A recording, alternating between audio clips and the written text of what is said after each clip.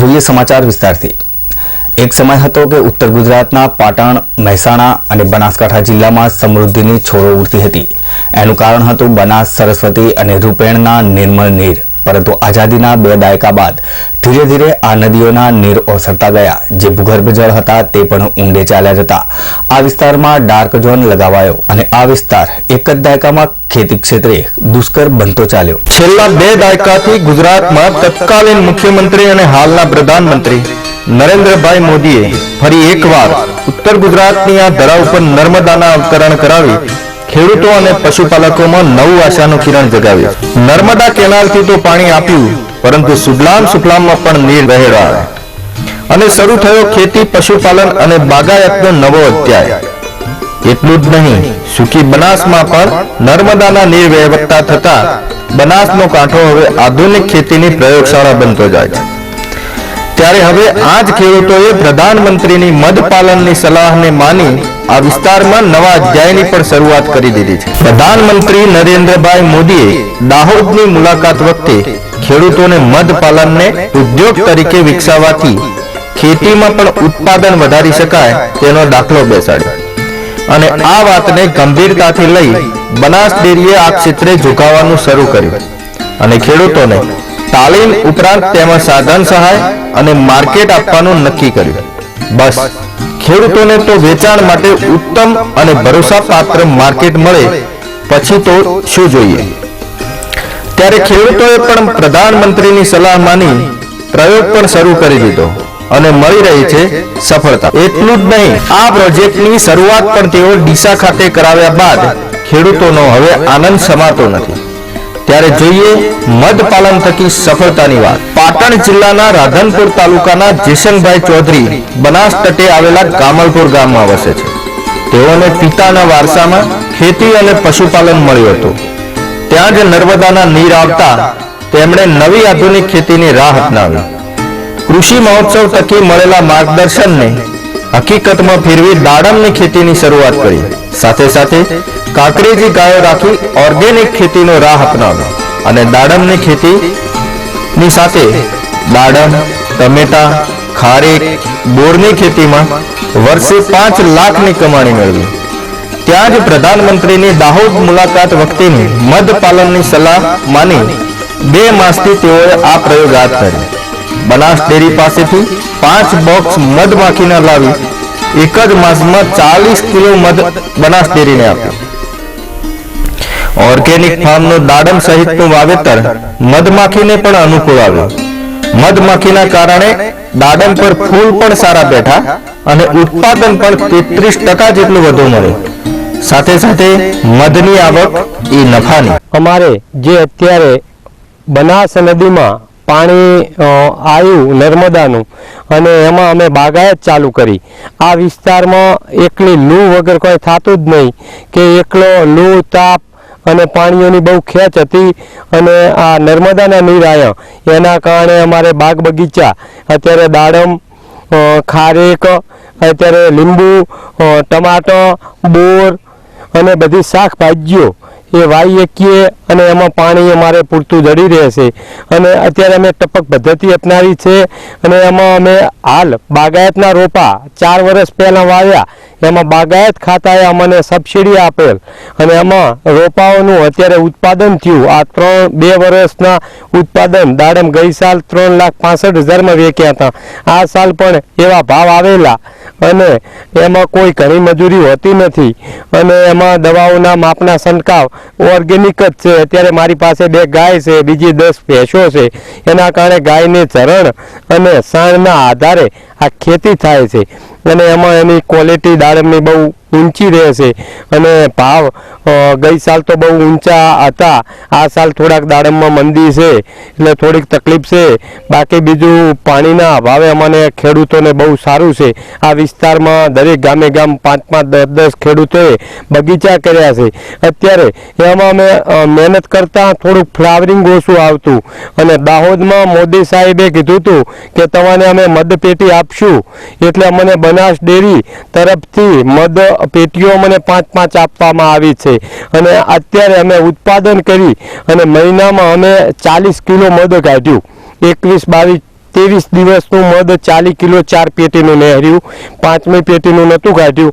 4 પેટીનું એ મધ અહીંયાથી ડેરી દ્વારા લઈ ગયા હતા અને ત્યાં ડેરી ખરીદી અમારું મધ કરશે અને એ અમારું ઉત્પાદન પાકમાં ફૂલીકરણ થાય છે. નર અને માદાનું સંવર્ધન રાયડામાં 30 મણનો એવરેજ આવતો હોય તો 40 નો આવે. દાડમમાં જે ફ્લાવરિંગમાં ગરી જાય છે એનાથી મધ એનું ફૂલીકરણ કરે છે અને અમને 33% મોટું વળતર રહેશે. એટલે મધનો પણ બહુ એકદમ કંઈ મહેનત ના કરવી, એક જ ખોટી દવાઓ ખેડૂતો ન વાપરે તો આપણા ભમરા બચી જાય અને આપણું ઉત્પાદન જૂની જે ઢબથી ઉત્પાદન થતું હતું એ પાછો જમાનો આપણો આવી રહ્યો છે. ત્યારે પુત્રની ખેતીમાં સફળતા જોઈ પિતા રામભાઈ પણ પ્રધાનમંત્રીનો આભાર માની રહ્યા છે. અમે ખેતી હુકી કરતા પહેલી, અત્યારે હાલ સાહેબ આવ્યા પછી તો એટલું મહેરબાની થઈ છે કે અમારે કપા અત્યારે તો 1000 મણ થાય છે. અત્યારે લીંબુ પછી દાડમ અને ખારેક બધું વાવીએ છે પાછું અને બધું અત્યારે બહુ સારું છે. સાહેબ આવ્યા હતા લીલોતરી એટલે ટપક પદ્ધતિથી છે પાછી, એટલે બહુ સક્ષમ છીએ અત્યારે. સાહેબ હજી 10 વર્ષ રહે તો અમને બહુ ફાયદો થાય એવું અમને ઈચ્છીએ છીએ અને સાહેબ નરેન્દ્રભાઈનું તો બહુ સન્માન થાય અને બહુ વાવા થાય. આખી અત્યારે 80% તો વસ્તી વાવા કરે છે. ખાસ તો રાહત આ વિસ્તારના શ્રમજીવીઓને થઈ. ગામે ગામ ખેતીની વાડીઓ બનતા રોજગારીનો પ્રશ્ન પણ હવે સોલ્વ થઈ ગયો. પહેલા રોજગારી માટે કાઠિયાવાડ અને કચ્છનો રાહ હવે ખુલાયો છે અને ઘર આંગણે જ ખુલ્યા છે રોજગારીના દ્વાર. સુરેશ જીતા છે. હું રાણાવાડાનો રહેવાસી છું. પહેલો કચ્છમાં રહેતો 5 વર્ષથી અંજાર. પછી આ કેનાલનું પાણી આવ્યું હતું એ માટે આવી ગયો હેલા, તો એના માટે હવે આ દાડમની ખેતી કરવા મધની અને બહુ સારું છે. અને હવે ટામેટા કર્યા છે, બધું પાક કર્યો છે, બધું સારું છે એટલે રોજગારી સારી મળે છે. માત્ર એકાદ ખેડૂત મધમાખી ઉછેરમાં સફળ છે એવું નથી. રાધનપુરથી 10 કિમી દૂર મસાલી ગામ આવેલું છે, જ્યાં પ્રકાશભાઈ નામના પ્રગતિશીલ ખેડૂતે ટપક પદ્ધતિ અને બાગાયત સબસિડીથી છેલ્લા 5 વર્ષથી આધુનિક ખેતીનો રાહ અપનાવ્યો છે. પોતાની 50 વીઘા જમીનમાંથી 25 વીઘામાં સરગવાની ખેતી કરી છે. સરગવો એ ફૂલવાળું ઝાડ હોવાથી અહીં માખી ઉછેર સફળ રહેવાની 100% શક્યતા હતી. પ્રકાશભાઈને તો એટલું જોઈતું જ હતું. તેઓએ મધ પાલનને તાલીમ મેળવી 20 જેટલા મધના બોક્સ ખેતીમાં મુકાવ્યા, જેનાથી મધ તો મળ્યું તે નફાનું, પરંતુ એની સફળતા સરગવાના ઝાડ પર પણ દેખાય. ફૂલોનું ફલીકરણ મધમાખી વધારતા જે સરગવાનું ઝાડ 60 થી 80 કિલો ઉત્પાદન આપતું હતું તે હવે 80 થી 100 કિલો ઉત્પાદન આપી રહ્યું છે. પ્રકાશભાઈના ફાર્મમાં આવા 6000 સરગવા છે અને પ્રતિ 4 રૂપિયાના 1 કિલોના ભાવથી વેપારી પોતે ખેતરે આવી આ સરગવો લઈ જાય છે. છેલ્લે સમૃદ્ધિની છોડો બનાસના તીરે. મેં આજથી 1 વર્ષ પહેલાં સરગવાની ખેતી શરૂ કરી હતી અને મેં 25 વીઘાની અંદર સરગવાની ખેતી કરેલી છે અને એ ખેતીની અંદર મેં 12x8નું વાવેતર કરેલું છે સરગવાનું અને PKM1 મલ્ટીપ્લેક્સ વેરાયટી એનો સરગવાનું બિયારણ લાવીને બિયારણથી એને રોપેલા છે અને 1 વર્ષ મારે થઈ ગયું ને આ બીજું વર્ષ શરૂ થાય છે. તો એના માટેનો એક બહુ મહત્ત્વનો મુદ્દો છે કે જે આ એરિયાની અંદર પાણીનો અભાવ મોટે પાયે હતો અને લગભગ આ ભાજપની સરકારમાં નરેન્દ્ર મોદીભાઈ અને અમારા એરિયાના ધારાસભ્ય શંકરભાઈ આ સક્રિય થઈ અને એમણે અમારા એરિયામાં જે પાણીની નર્મદાની કેનાલ પૂરી પાડી એનાથી અમારા એરિયાની અંદર પાણી આવવાથી જે ખેતી થઈ શકે એવી નહોતી એ પણ ખેતીઓ બનવાના બહુ એવા ચાન્સો શરૂ થયા છે.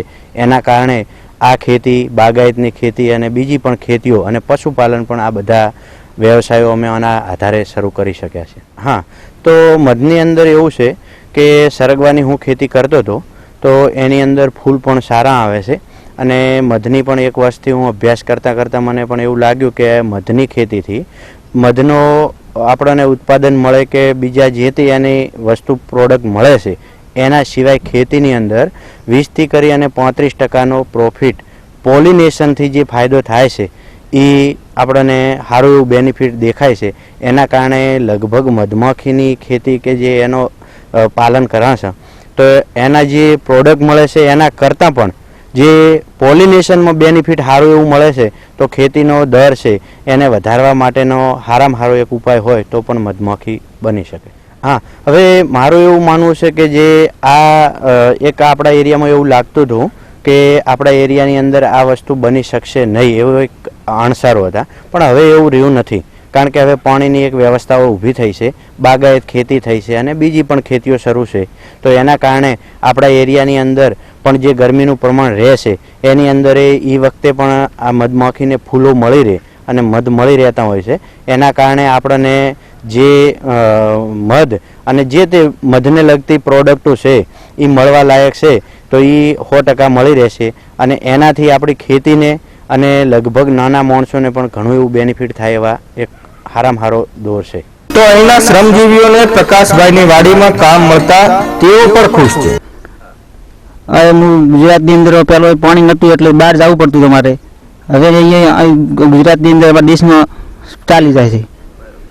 અત્યારે મહાલી પ્રકાશભાઈ પટેલ ને રત્નાભાઈની હવે મજૂરી મળી રહે, અમારે બધું રેસ્ટ થઈ રહી, હરગુણ ખેતી મધમાખીનું બધું ફાવે આપણને. ત્યારે આ વિસ્તારમાં સરકારી સહાય અને બાગાયતી માર્ગદર્શનથી અનેક ખેડૂતોના જીવનમાં અજવાળા પથરાયા છે. તેવું ખુદ બાગાયતી અધિકારી લક્ષ્મણભાઈ ચૌધરી જણાવી રહ્યા છે. રાધનપુર તાલુકામાં પ્રકાશભાઈ ચૌધરીએ મધ ઉછેર કર્યો છે તે બદલ અભિનંદનને પાત્ર છે. તેમને બાગાયત ખાતામાં આઈ ખેડૂત પોર્ટલ ઉપર મધમાખી ઉછેર માટેની અરજી કરેલી હતી, જે અંતર્ગત આપણે તેમને મધમાખી કોલોની, મધમાખી હાઈસ અને હની એક્સટ્રેક્ટરમાં આપણે એમને સહાય આપેલ છે. મધમાખી જે ઉછેર ખરો એ બહુ તાલીમ માગી લે એવો વિષય છે.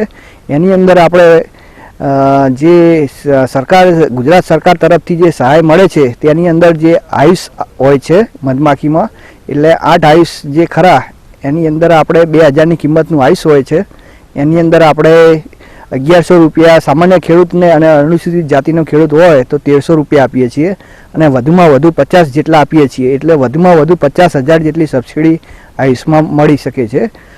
એ ઉપરાંત આપણે કોલોનીમાં કે કોલોનીની અંદર 1100 રૂપિયા સહાય છે અને અનુસૂચિત જાતિને 1300 રૂપિયા સહાય છે અને વધુમાં વધુ આપણે 55,000 જેટલી સહાય આપી શકીએ છીએ. આમ 55% જેટલી સહાય મળી શકે છે. મધ જ્યારે પણ એમને કાઢવાનું થાય તો એની અંદર આપણે હની એક્સટ્રેક્ટર જે મશીન ખરું મધ કાઢવા માટેનું એની અંદર પણ આપણે 11,000 જેટલી સહાય ગુજરાત સરકારનું બાગાયત વિભાગ આપે છે. અમને પ્રકાશભાઈએ જે પણ મધ ઉછેર કર્યો છે તેની અંદર એમને મોટામાં મોટો ફાયદો 25 થી 30% જેટલું એમનું જે સરગવા જે કરેલો છે એની અંદર 25 થી 30% જેટલું ઉત્પાદન વધી ગયું છે. જે ગયા વર્ષે જેનું ઉત્પાદન હતું તેનાથી આ વખત ઘણું બધું ઉત્પાદન વધુ મળ્યું છે અને એમને આ વખત સારામાં સારો એવો નફો મેળવ્યો છે. તે વીઘે 50,000 જેટલી આવક મેળવી શકે છે. આપણે મુખ્ય જે ખેતી જે ખરી અત્યારે રાસાયણિક દવાના વધુ પડતા ઉપયોગના લીધે અને અહીંયા આ જે વિસ્તાર ખરો એકદમ સૂકો વિસ્તાર હતો, પરંતુ જે પણ નર્મદાના કેનાલના જે પણ પાણી આવ્યા છે તેનાથી અહીંયાના ખેડૂતો બાગાયત ખેતી તરફ વળેલા છે. તે લોકો નવું પ્રકારની ટેકનોલોજી, હાઈટેક ટેકનોલોજી અપનાવતા થયા છે. તો એની અંદર જે ખેડૂતો જે ખરા મધ જે અત્યારે આપણે સરગવો કયો છે તો એની અંદર એમને પોલિનેશન માટે થઈ અને એમનું ઉત્પાદન વધે એના માટે થઈને આ મધ ઉછેર કરેલો છે. પણ સાથે સાથે એમની અંદર એમને પોલન, પ્રોપોલિસ, વેક્સ, હની એટલે કે મધ આ બધી એમની બાય પ્રોડક્ટમાંથી પણ નફો મળી શકે છે. બીજું શું છે કે જે પણ ખેડૂતો જે ખરા તે એમની શેઢાની પડતરવાળી જમીનમાં સરગવાનો ઉત્પાદન કરી શકે છે. જે સરગવો જે ખરો એ આયુર્વેદિકની દ્રષ્ટિએ બહુ સારામાં સારો જે કહેવાય છે ગુણકારી, એમાં iron, vitamin B, C, carbohydrates બધા પ્રકારના મિનરલ્સ બધા તત્વો ગુણોથી ભરપૂર છે. તો એની ખેતી પણ એ સાઈડમાં કરી અને જેને ઓછી જમીન હોય એ પણ મધ ઉછેર કરી શકે છે. તે આ મધ ઉછેરનો મોટામાં મોટો ફાયદો છે. આજે સૂકી બનાસના તીરે નર્મદાના નીર થકી અને પ્રધાનમંત્રીની દીર્ઘદ્રષ્ટિથી સમૃદ્ધિની સોળો સાથે ખેડૂતોએ મધ પાલનનો નવો રાહ, નવી આશાનું કિરણ જગાવી રહ્યો છે. 2 જ દાયકા પૂર્વે બનાસની સૂકી ધરતી પર ખેતી જ દુષ્કર હતી, પરંતુ ત્યાં જ તત્કાલીન મુખ્યમંત્રી નરેન્દ્રભાઈના પ્રયાસોથી બનાસમાં નર્મદાના નીર વહેતા થયા અને ખેડૂતોનું જીવન પલટાયું. ખેતી તો સમૃદ્ધ બની જ, પરંતુ હવે પ્રધાનમંત્રીની સલાહથી અહીં ખેડૂતોએ મધ પાલન પણ શરૂ કર્યું અને હવે બનાસના તીરે મધની મીઠાશ પણ મહેકી ઉઠશે. ભરત ચૌધરી,